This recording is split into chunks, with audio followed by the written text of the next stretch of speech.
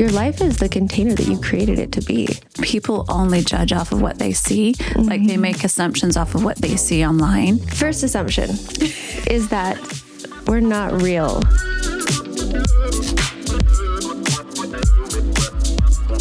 Welcome to Unpacked and Unfiltered. Today, who are you? I'm Bexx. And I'm Noie. And today we are talking about assumptions, why we have them, and what assumptions people have made of us. Oh, and is it ever deep? And it's just, this is one that was like, I think a lot of people is like, I don't give a shit what people think. And we just move on with our lives. But it is kind of funny. It is kind of entertaining. And let's be honest if we really care or not, and what we do with assumptions. I have a really good question for you. Oh, we're starting. Do you remember the moment you first met me? How could you forget? I actually don't. Like, I've done this before where I'm like, it was either here at your house or Caring's party. So what you're saying is I leave an impression. Well, I met so many people when I met you. I actually don't either. Like, I think it was either at a party here at your house, which was a girls' party. Right. I'm giving you shit, but I don't remember yours either. Yeah. I remember like moments I met you.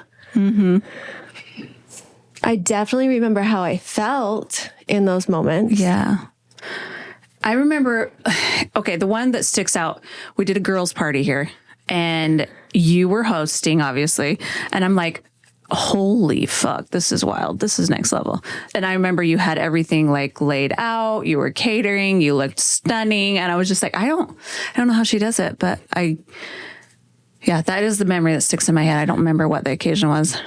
Okay, so the reason I'm asking you can you remember what your assumptions were of me before you knew me at all? I actually didn't have crazy assumptions about you when I first met you. I felt very, like what my gut instinct was a very feminine goddess, like that very soft inside goddess, because you've spoken such a soft tone. And as you're zipping around the house and you're just bubbly and sunshiny, and that was when I was like, oh, damn, that would be a lot to just stay happy and bubbly and positive and soft. Like that was my first like thought of you. I was like, she's such literally a contrast from the me you got when I opened the door today. Well, here's the thing is we've gotten to know each other pretty fucking well. Yeah. So you've seen me at my lowest. And I don't know that I've seen you at your lowest. St. Thomas. Oh, when we found your nipple covers. When you found my nipple covers. Yes, in the rain. It was so insensitive of me. While I was having a meltdown. I was trying to lighten the mood. No, it was meant to be. It was meant to be. Oh, God. We've told this story on the podcast before. Oh, yeah. But a little refresher. Meltdown, rain. We had lost it 2 days before, passed this spot. It had been trampled into leaves and mud. But we had passed this spot several times in the sunshine. Now it is dark, raining. I'm having a meltdown out of nowhere, which doesn't happen very often. No, it doesn't. Is this my one and only I've had with you? No, but it doesn't happen very often. Okay, I've had a few. Well, we all do. Like, as we should. Yeah. As we should. And I'm like squatting down, and right at my feet, Noie goes, "There's your nipple cover." Pasties. Located. And I was like, oh. The universe is okay. The world is good again. I was like, sweet. Let's go inside. All right. And the rest of the night was just fine. Oh my God. It was a good time. I loved it. It's like one of my core favorite travel experiences, the whole trip. Yeah. And I think that's where, okay, here's some assumptions about you that I got very wrong. Okay. Was certain individuals would say things about you. And I listened and I thought, oh yeah, that's gotta be truth. And then I listened to you and watched the things you were going through. And I was like, holy shit, people truly can manipulate everything about a person just off of hurt. Like they can say all kinds of things and create so much more hurt because they are hurt. Right. Projection. And it's like, it's projection and it's not true. It's like, it's their perspective of whatever they're going through. And that was when I was like, holy shit. Like, I think it's good to like not believe everything you're told and not make assumptions without really giving somebody a chance to show you their truth. Right. And look where we are now. Holy, yeah. Wow. Look where we are now. Full circle. It's crazy. I know. I don't think I spent more time with anybody else this year but you. No, same. Sorry, John. No, and I even told John that I'm like, Rebecca is my closest person in my life right now. And I love it that way. I feel like it's because we both have that level of like seeing the truth, seeing each other as we are, you know? Authenticity. Yeah. And at its rawest, unfiltered. Yeah. And if you hear something, like, here's the other thing is like, if there's been a hiccup between the two of us, we just talk about it. And it seems to resolve quite nicely. Like, if we don't like let it sit there and fester. Yes. And this is something John's been so good with me is like, instead of reacting, calm down, soften your energy, which pause. Pause. And I'm like, whoa, I actually haven't had somebody have the patience to kind of like remind me that rather than being like, oh my God, she's flying off the handle again. Like, he's like, let's talk about this. And I'm like, it has been the most valuable thing because the reaction is always so much more dramatic than the real facts even could possibly be. Right. Like, it's wild. The reactions teach us so much about ourselves. The reactions that are in the learning. And I had this conversation with my therapist this week when I was telling her, I was like, man, I had this reaction, and this is not me. Yeah. And she's like, and I said, and I learned a lot about myself. Yeah. And she's like, exactly. And the therapist does that better than anything else, you know? And I was like, and it makes you dive into yourself. And I was like, yeah, why did I react this way? What did I learn about myself?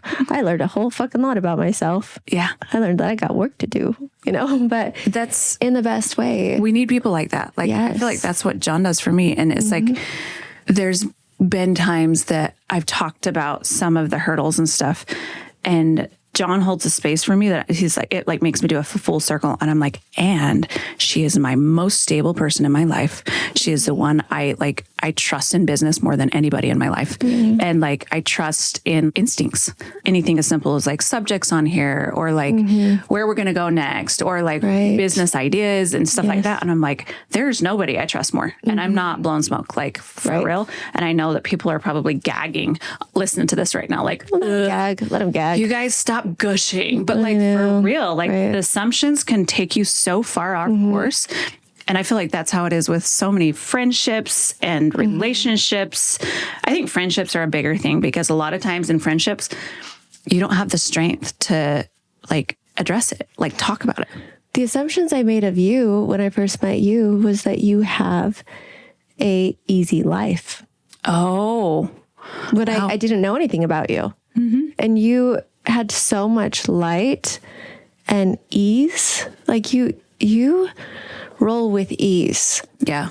And lightness and joy. I think things should be easy. If they're not easy, then you're chasing the wrong rabbit hole. Like, it should flow. I know. And when I sat with you, I think that there's a part that people wouldn't know how much pain. Oh, yeah. That you were also carrying because I only saw, my assumptions, didn't see anything else. Yeah. Well, and I think a lot of times gratitude can be mistaken for ease. Oh, like, yes. It's just like with you, like, I'm sure people like are like, oh, you got so much, you can just pay for anything you want. Like, da, da, da, da, da. That is such a horrible thing to assume about such a good person because you work your tail off more than anybody I know.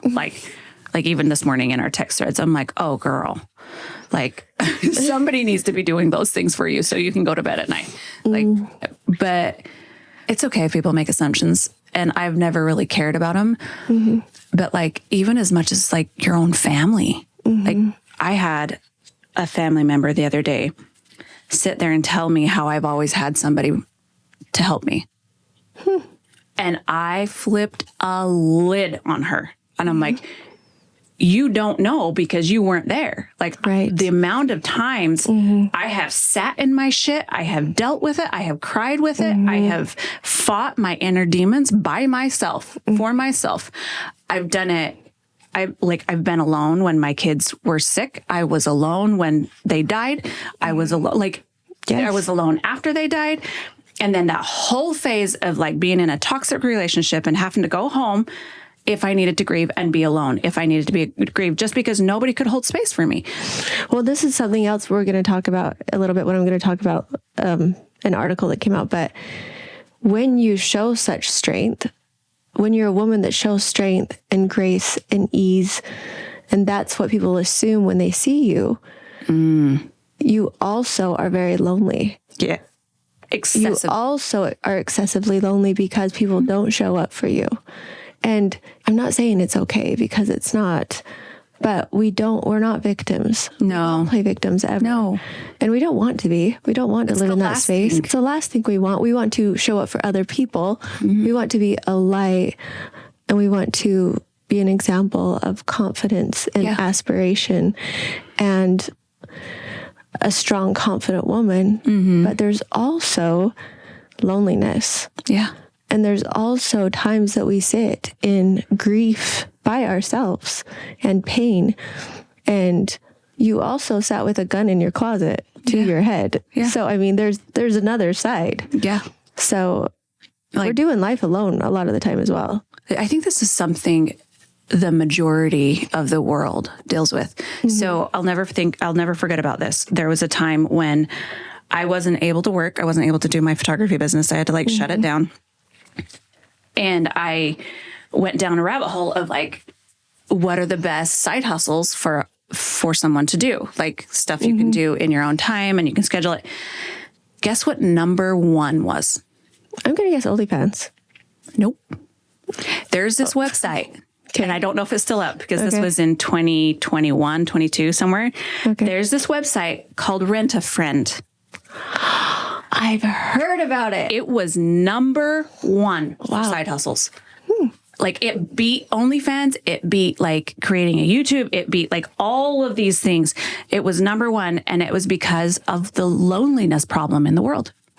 Like there's wealthy people out there all the time that, I mean, I'm sure there's all kinds of assumptions made with wealthy people. Like, oh, you can buy friends. You can do all that. They do. Well, and they don't want to destroy the perception of their strength. Yep.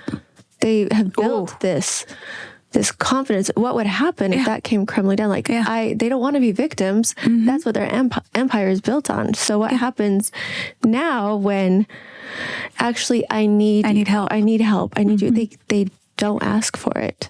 Well, so they rent a friend. Yes, they rent a friend that nobody knows about because then they can look strong as they're traveling the world and doing their things, and no one that's close to them is in the middle of their bubble. They can still be themselves, or they can be whatever they want to be.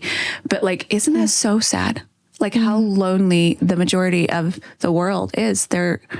They go through so much alone that people don't have a clue. And that's where I feel like every single person from the age of probably 5 years old up deals with assumptions. I put it on our Instagram what assumptions people have of us. Do you want to hear some? Oh, yeah. Oh, Okay. I forgot to put this up. Oh, yes, I did. First assumption is that we're not real. They think we're fake bitches. They think we're fake bitches. Absolutely true. Yeah. And you know what's funny? Our podcast is called Unfiltered. That's right, because we aren't fake. Like we have so much depth. And that's the thing that's the assumption that's so wrong. Even some of the comments on like our YouTube page and a few things, and it's like, they actually don't have a clue. Right. And that's okay. It's just funny. I got one that said, "Are you AI?" And I said, "My AI DM will let you know." Thank you for reaching out to us. Thank you for reaching out to us. I have another one that said, "Hey, I heard that you have a person that runs your IG page," which I do. Yeah. So do you answer your DMs? And I was like, I'll have my IG person let you know, respond to you. I'll have her reach out to you. I'll have her reach out to you. That's hilarious. Has she responded yet? Another one said, "I see you in multiple layers."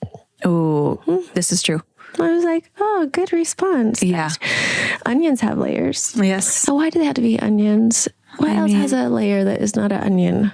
I actually do like onions, but I don't want to smell like it. Yeah. All I think of when I think of onions layers is the way it makes you cry and stink. But I do love onions. What else has layers that is not an onion? I don't know. Can we change this whole thing and make a big movement across Roses. the whole world? Roses have layers. Petals. But yeah, they do kind of have layers. But then they kind of fall off. That's okay. You can Your peel it layers die. Right. And then after you're left with just a stem. Yeah. That's not very pretty. No. Let's think of something else. That's when you're dead and in the grave. Another one's, yes. Wow. Thank you. You always go dark. I love it. I love darkness and I love light. Like I go both. Well, you're going to like the next one said 50 Shades. What? They see us as 50 Shades. Oh. I was like, oh, hell yeah. Somebody is enjoying the show. As I said, tell me more, buddy. I didn't, but I thought it. Okay. Another one, they said they see us. They're like, you guys, and my assumption is that you're 30. And I said, dead right. Yeah. We're the same age. Pretty much, yes. Plus 17, but yes. I like math. Another one says they think I'm a lot. They think that we lie about our bios. Lie? They think that we create them to generate more followers. Our age, the number of children we have. Yeah, no, they haven't gone down the research. Our reality of what really has happened in our lives, all that is lies. Interesting. So yeah, and I was like, you're right. I do not really have 7 children, but my vagina would say otherwise because I literally saw them all. Has all your kids on it. It does. It does. I don't post them a lot because they don't always love that. But yeah. Well, when I say they don't love that, it's like me saying, hey guys. And they're like, Mom, stop recording me. yeah. It's more like that. Stuff like that. Oh my God. They're so cute. But sometimes they're in the mood. So it just depends on what they're doing. Yeah. That we do OnlyFans. And I said, well, how much would you pay? Yeah. Is it worth doing OnlyFans? Is it worth it? Is it worth it? I did for 1 month. Yeah. And it was very lucrative in that month. You only did OnlyFans for 1 month? That's it. Oh, wow. Good for you. I'll just leave that right there. And I know, don't worry, when my son found out, he was horrified. He wanted to climb in a hole and die. Oh my God. So that's the thing is there's such a misperception about it. And he's like, Mom, and I was like, what? I made $2,000 the first week I was on OnlyFans from my couch with my babies in my lap. I know. And it was all pictures I had taken for old boyfriends that I didn't give two shits about. I'm like, why am I not making money? I was like, it's just a job. I was just curious. Yeah. I'm like, you have the content. Why not use it? Like, make some money. Women empowerment. I was just curious. That was why I was looking up side gigs. I'm like, how can I make money by staying home and taking care of my babies? Yeah. And that's what I did. Exactly. Yeah. I made good money. There you go. No one was complaining at that point. No, I didn't have a boyfriend. I wasn't dating. So it's like, I have to take care of me. I have no one. This is another thing with the loneliness. I had no one. I mean, yes, Lester helped me in some ways, but it was like, he was in a relationship. He was married. He had other responsibilities. I'm not going to lean on him. Like, and so, yeah, I have no shame in that. Zero. Yeah. So I had also thrown it out there, the question of what assumptions have people made of them? And how did you feel about it? And I read a few of them. The one that was the most interesting was a man had said, oh, people think that I look really mean when they see me, but I'm actually extremely kind. And I was like, well, how do you feel about that? And he's like, people can think what they want. Yeah. And so he's like, so I let them. He goes, I know who I am. Yeah. And so I thought that was a good response. Yep, that's a really good response. Oh, yeah. Oh, I was like, all right. I love that. Okay, so here's a question. Okay. I think of some of our friends and assumptions that people make about them when they first see them. There was one DM that went crazy about the assumptions about all of our friends. Really? And I just got bored about it. I was just like, okay, whatever. They were like ranting about our friends? About our friends. And at the very end, he's like, oh, by the way, I've met you before. And I was like, oh, you have? I had no idea. And it was an interesting conversation. So this isn't a DM conversation. It was a DM conversation. So you could see their profile. Mm-hmm. Okay. But he went off and I was like, my curiosity was something about who they are is making you feel insecure. Yeah. And if you knew it, so this is where I started thinking about our friends and the assumptions that are made about them and who they really are. Yeah. So what do you think it is about, think of a specific friend, what do you think it is about them that people would be really surprised if they knew them? Oh. The first one that comes to my mind is caring. Oh, really? Uh-huh. Okay. I think of Tulum. Oh my Lord. What assumption do you think people would be really, really surprised if they knew? That she's witty as fuck. She's witty. She's hilarious. And she's like energetic and that girl could go. Oh yeah. Go. Oh yeah. And you need a front row seat to her life. To her show. Like she needs her own show. This girl. It's selling out day one. She's so fun. But you need a front row her. seat. I'll never forget when I got really, really sick from that one club the last night. And you guys went somewhere and it was me and Carrie and a few of the other girls went back to the hotel. And she follows me up to the room. She's like, please go get tacos with me. And I was like, girl, I'm about to puke. And so I'm so sorry. But she was like, 2 a.m, please go get tacos with me. And I'm like, oh, she went on a mission. I think she went up and down the road 100 times. That I built that girl can go. She has no stop. Day 1, day 2, day 3. We don't need to sleep yet. Yeah. We'll sleep when we die. And she's up and she's bubbly. She's happy. She's all girl like. Well, and the other thing about caring that if you watch our episode with her, she is so loyal. So loyal. Like, she has her girls' backs and her man. Like, she stands for the ones that she loves. And then, like, hearing her loyalty to her family, that's where my respect comes from with her. Is like, she can be wild. She can have a hell of a good time. But her loyalty to those she loves is so... She's hella loyal. It's so beautiful. Witty, smart. Yeah.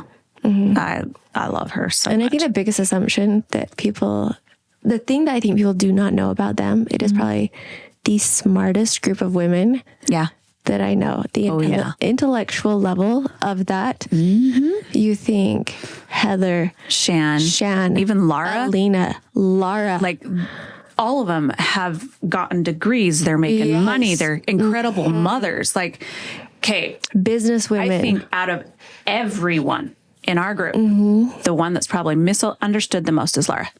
Hands down. That's who I was thinking of first. That's the first person that comes to mind because she is so driven. She's so motivated to be successful, to be a great mother. Like, number one thing I love about her is she is a phenomenal mother. Nothing. Her daughter comes first, and I don't know a better mom. I don't either.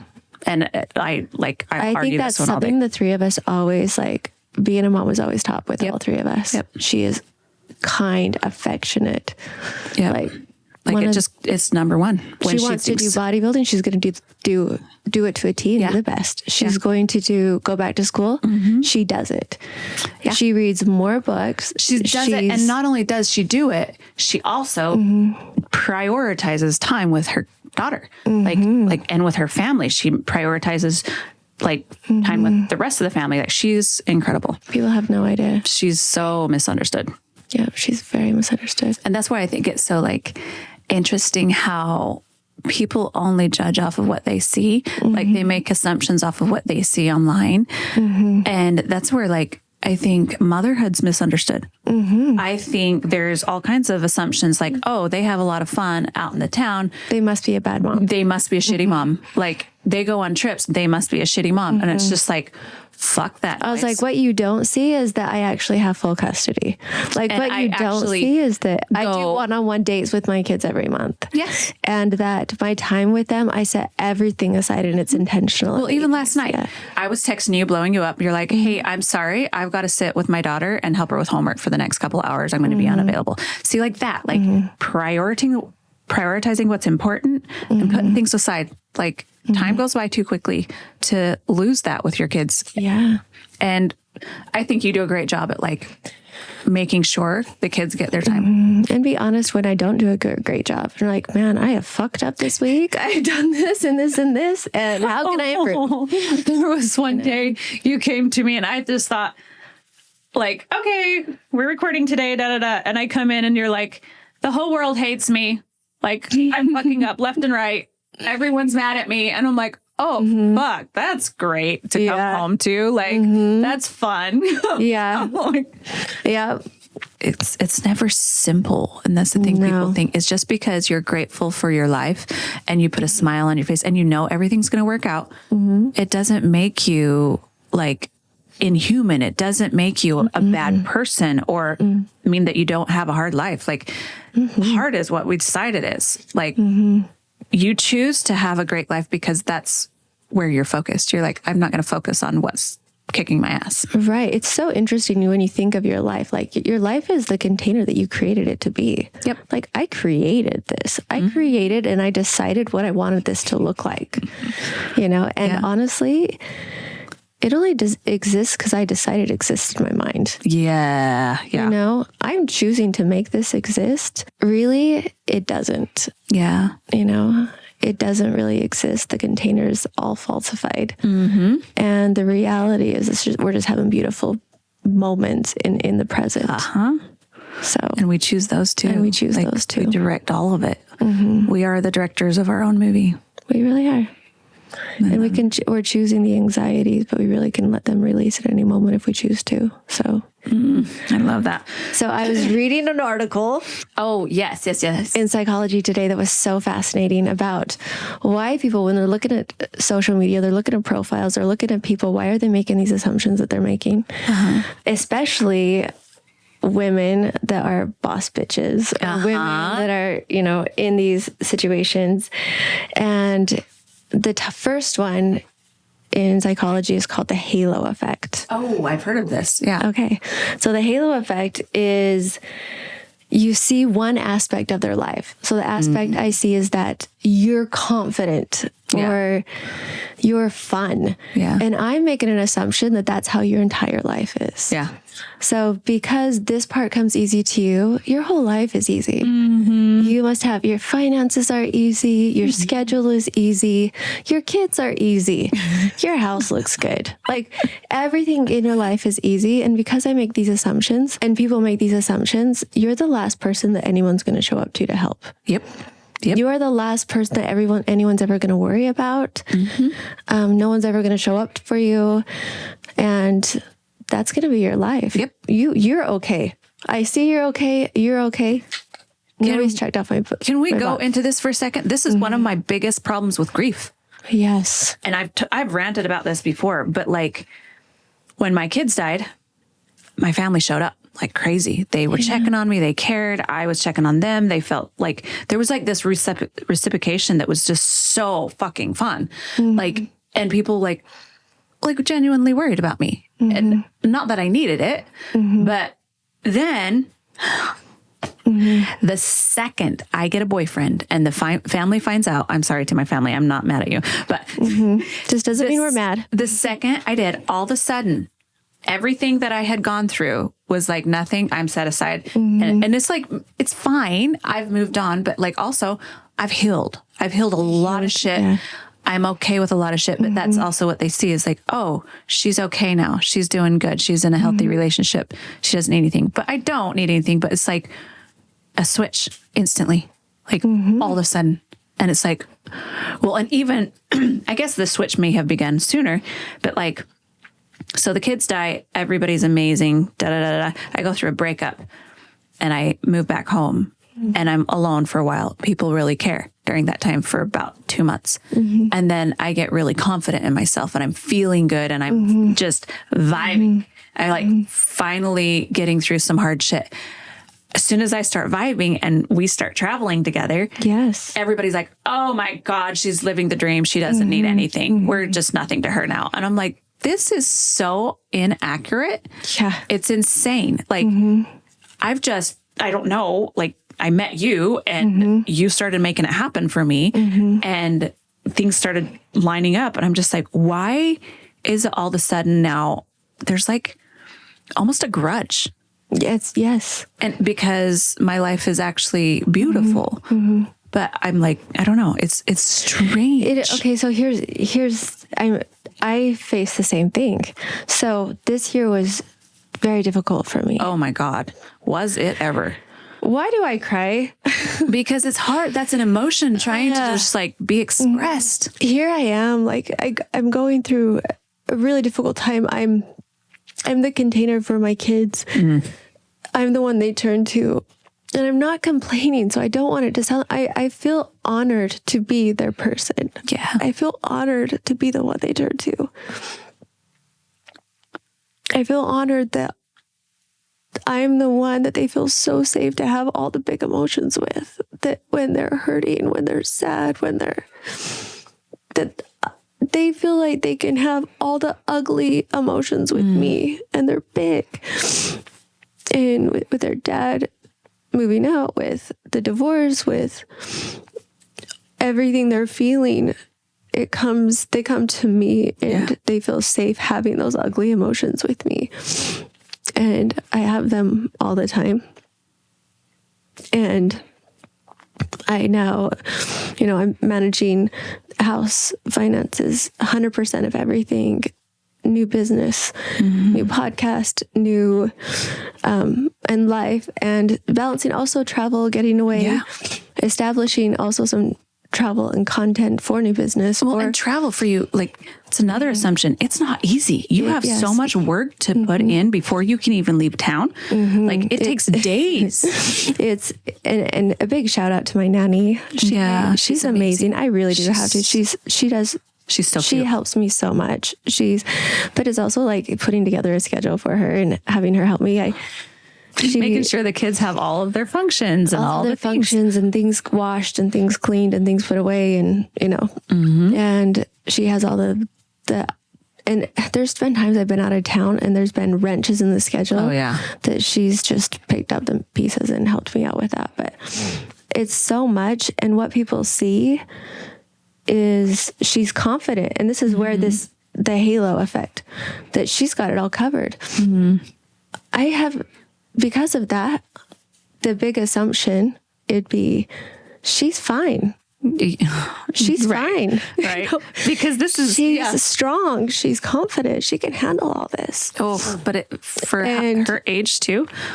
Yeah. And so she's amazing. And the 7 kids and taking care of that, and it was hard to see.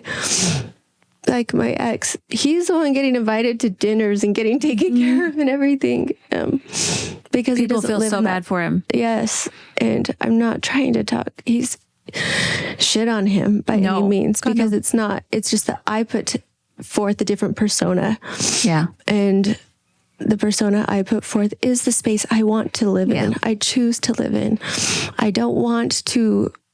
I want to show my children how they can choose a different way, a different path. But in doing that, there's very little support that comes with it. It's even from my amazing family who, if I said, will you come help me? They would be here in 2 seconds. In fact, I had sisters that tried to come down a couple of times.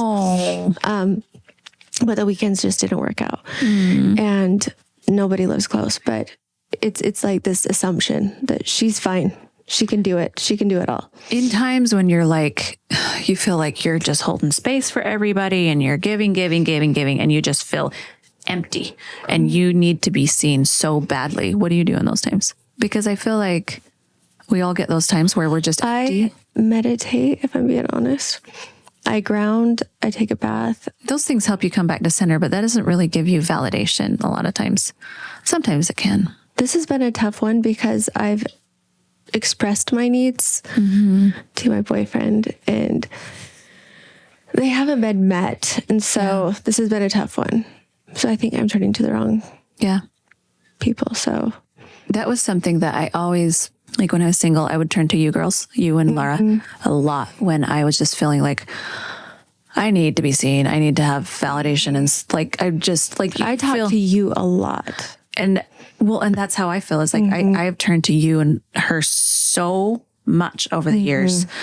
And it's like now I have John, and like even this morning I'm like, babe, and I didn't even say it to him because I'm like, I don't want to start my morning like this. I'm just going to be kind. I'm going to show kindness. And what I got in return was the simplest, kindest love that just had me glowing by the time I walked out. And I never even had to say a word to him about it. But it's like those moments where you just like, you need to be seen. You need to be heard. Do you know what genuinely helps now that I'm thinking about it? You going through something positive. And I know that sounds so strange, but like, sorry. This is how I know you're truly compassionate and have a lot of empathy. Watching you and John during all of this has been the biggest blessing to me. Just because it's given me so much hope. Yeah. I feel like I'm like sucking the life out of your relationship. Oh, no. Not a chance. But I just believe you're my biggest cheerleader. I know. I believe you manifest the life that you want. And it's kept my eye and my focus on what I believe will happen in my future. And not that it's going to look like yours, and not that it will even be a relationship, you know, but it's kept me focused on not the self-loathing, not the self-pity, not the victimhood, but it's kept me in a positive space. And that's hard to do. So being around you has been the most healthy thing for me right now. Oh, so that makes me so happy. Actually, in a strange roundabout way. Yeah. I love that. I think that's why also girlfriends are so important. And you think of the positive energy that comes from our girlfriends. Oh, girlfriends are so, I can't, there was another group of podcasters. There's two or three girls, and they read this piece of poetry that was about an old lady that wrote to her granddaughter, I think, and it was called "Never Lose the Girls" or something like that. And it's like, don't forget about the girls. Like as you get in new relationships, as you get married and have babies, like you need those girlfriends. You need. They do something different for you then. And really pay attention to what energy your girlfriends are giving you. Yeah. Like, are they girlfriends that you're going to keep going back to because you light each other up? Yeah. Like our podcast launcher, we didn't want to leave this room because we were all the girls were here. Like all of our girls were here. Now that you the size of this room is not that big, guys. No. We were all stacked in here. We piled in here. 3 people per chair. And none of us wanted to leave because we have so much love and light for each other. Yeah. And if your girls aren't doing that for each other, be a light inside first of all. Find your own light and harness it. And then you will recognize that in each other. Yep. And you have to go out first and be willing to do that. And then you'll start connecting with each other. Oh, so true. It is so true. You'll find in girls groups the ones that you really click with and the ones that you love being around, but like the ones you seriously click with and you're just like, oh my gosh. And then when you all get together, it's just synergy. Oh my gosh. It's so funny. It's like nobody has time for drama because we're having so much fun and we're laughing so hard. Like, And now you think of all the assumptions that are made of all the girls. Of each of them. Of every single one of them. It's crazy. Even one girl, I'm not going to say her name, but one girl, this was interesting because I've heard so many different perceptions of her. But the thing I have to remind myself is this is their perception, their perception, their perception, and it's all men. But my experience with her was incredible. Like, oh yeah, I know. She made me feel seen. She was kind. She included me in a crowd that like I didn't belong in. Like, and honestly, I had daggers from half of the girls. And it was just like, she was so kind to me. And I think the more you bring yourself back to your truth and what like your experiences and not let all of these outside pieces, well, he said, she said, they said, whatever. And it's like, it's kind of interesting because like the more I've like sat with it and I'm like, pay attention to your truth. A fucking good person. A really good person. And like, that's how I feel like a lot of our friends are talked about in different ways. And it's just like, you guys don't have a clue. Yeah, you have like, no idea. You don't know. Well, and you don't know what you're missing out on, and that's okay. Like, I think sometimes people will see a perception that was like a much younger version that was like years before when they hadn't gone through some hard things that grew them up, you know, like me. Like I did have a pretty easy life before my kids died, when I was married, and I, you know, I was just a stay-at-home mom and it was great. But then you lose a child, you lose a marriage, you are on your own with 2 disabled kids, and, you know, the cush goes away and you grow really, really fast. And I think that's how it is in a lot of circumstances. Like, you grow in those times of hardness and you turn out the other side this completely different person. So I think, you know what's interesting about that? One of our mutual friends just started dating someone, and someone else found out that he was dating this new girl, and her gut reaction was, "Oh my God, he's dating her." And then she stopped herself and she goes, "Wait a second. I haven't known her for several years." Yeah. And she's been through a lot since then. Yeah. I really don't know who she is now. She could be someone totally different. Right. Don't tell him I said that. Yeah. And I love that she caught herself and changed that. Like, that was her visceral response. And then she's like, I actually don't really know her. Never mind. Right. Because people change so much in their life experiences. And that's why a lot of times when people say, oh, people don't change, bullshit. Yeah. People change. Yeah. Well, and like the true, like, core person is always kind of there, but they evolve. It's like layers, like the onions. Like, you shed layers and you become a completely different thing. The more you mature, the more you go through hardship, and assumptions can be very misunderstood. Okay, so the second thing that the article talked about was projections, which we see this all the time. You project your own fears, your own anxiety onto your assumptions. Oh, So when people make an assumption about you, it has nothing to do with you. Nope. It really doesn't. And I saw that in the DMs, a couple of things people said were like, well, about I assume you aren't real. And I was like, well, or I don't trust that you're real. And I was like, well, that has nothing to do with me, what you do and don't trust. That sounds like some work you need to do. So a lot of times it's just a projection. In the DMs too, sorry, I'm trailing off while you're talking about article, but like, there was one specific DM that I felt like we need to clarify on. Which one? The one that said they think we're swingers. Oh, yeah. And I feel like this one was in the comments on one of our things, on one of our platforms. I can't remember which one. Are you wanting to? Are they wanting to? That was my question. I'm like, are you curious? I know. Are you curious? Is that shopping? you trying to? I think he was just shopping. I think he was out there shopping. And This is what's so funny is one of my past relationships, like, he thought that I was a swinger because some of my friends were swingers. this is the other thing. Like, stop judging my friends for choices that they make. You know, and why do you care what they choose to do with their life? And why?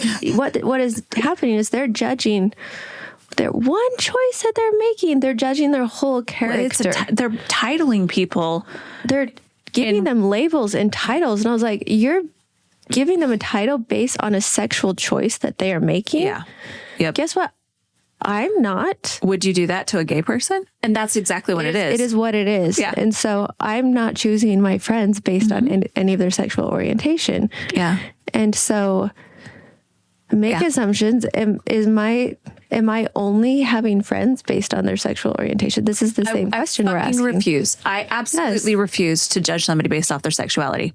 I mean, I have always thought women are beautiful. Like, I've always thought women are gorgeous. And there was times where I was like shamed for it as a young girl. And it was just like, as you evolve as a person, you're like, absolutely not. I will not judge somebody based off of where they come from or their sexuality or their needs. Or I'm like, no, I won't. Call me a bandwagoner or whatever. I'm like, I will not. Anyway. It was interesting because the follow-up question was, why are there so many swingers in St. George? Oh. And I was like, this is actually a very good question. That's a good question. Do we know the answer to it? I'm actually going to think about asking that lady who's coming on the podcast next week. Okay, because I don't know the answer because to that. she dives deep into sexuality and religion. A lot of it could be, I mean, I'm making a hypothesis. Okay. So this is a question that could be on the next podcast. It could be that there's an extreme religion. Yeah. And then so when they come to the conclusion that it's not true for them, then they question all of their identity, all of everything that they believed in. And it could go back to exploring the origins of their sexuality. Yeah. And so, I mean, because when I think of most people that I know that are in the lifestyle, at one point they were LDS. LDS. Almost always.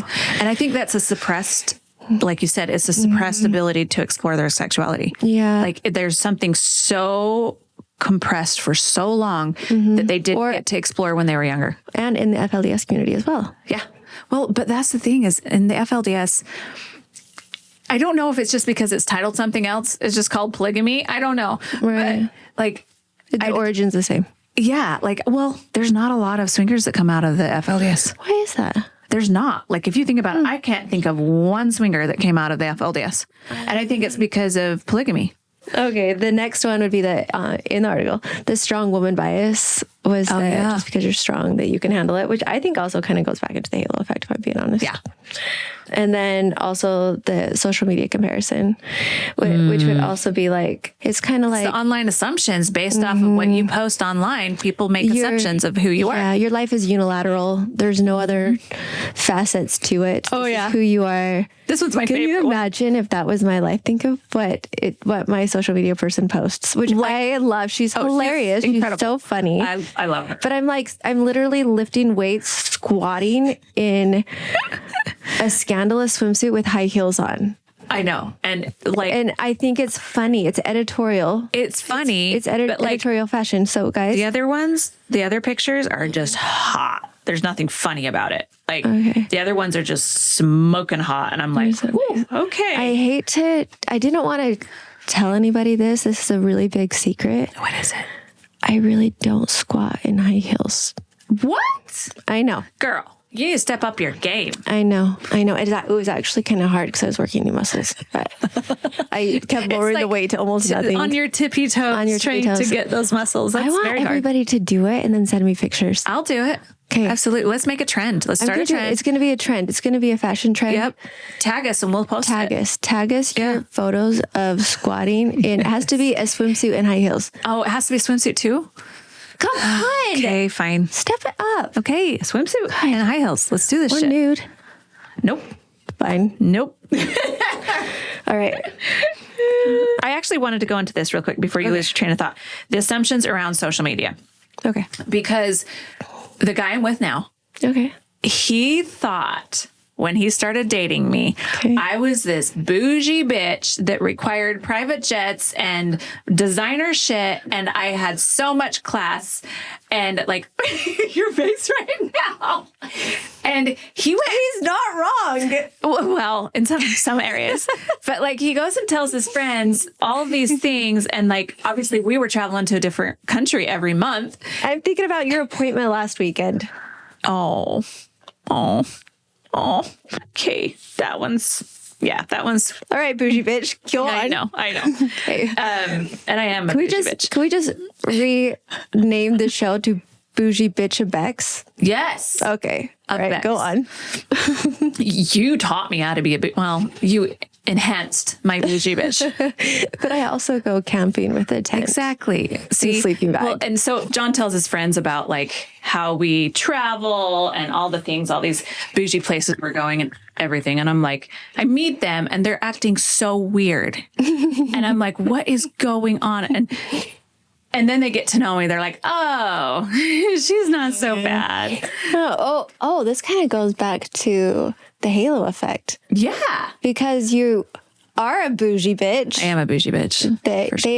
They assumed that made all these other things about you as well. Well, and like when John met Lester, my ex-husband, when I took him to the prime party, then Lester's like, oh, you got a lot to deal with this one. I'm like, bitch, I am so much worse now than when I was married to you. Like we got way bigger problems now. Yeah, you're like that. And John's like, do you think I don't know, buddy? But it's just funny how people will look at you and think you're all of this online and then they get to know you and they're like, oh, like, oh, she's actually cool, and she goes to ostrich farms in dresses. yeah, so it's and fun. like I'm tacky as shit. When I'm home with John, I feel like I can be completely me. It's like, so I was having, this is TMI, but like we're on the podcast, so why not share it? I know there's no such thing as Like I was having major stomach issues last night. Yeah. And I'm like, we're laying in bed. I'm like, babe, are you asleep? He's like, no. I'm like, oh. You're like fabulous. I'm like, I can feel my heartbeat in my butthole. And he's like, and I thought all this time you were a classy bitch. I'm like, no, it's weird. Bougie bitch, not classy bitch. That's not the same thing. Private jet, but not classy. He was like, who the fuck are you? And I'm like, I was just seeing if you're asleep. I'm not tired. Right, bougie's way different than classy. Come on. Oh my God. Some of the shit he deals with me. I'm like, we don't have a boring No, ever. I love it. Man. Yeah. Good times. I know. Well, All right, well, I'm assuming we're done. so that's enough. That's enough. That was a great full conclusion. Grateful. I'm glad we ended with your asshole. Yeah. I can feel my heartbeat in my asshole. That's always a great ending. That is the end, my friend. The end of the end. All right. Well, thanks for joining us today. Please rate. Now you're asking for a rating. We should have asked for the rating before. I know. Please rate and review. 5 stars. If you didn't like Don't make assumptions based off of our podcast today. don't. Just assume the best. We love you. All right. See you later. Bye.